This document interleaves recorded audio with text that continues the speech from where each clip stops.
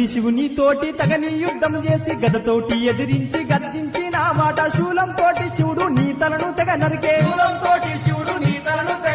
తండ్రి శివుని తోటి తగని యుద్ధం చేసి గదతోటి ఎదిరించి గర్జించిన మాట శూలంతోటి శివుడు నీ తలను తెగ నరికే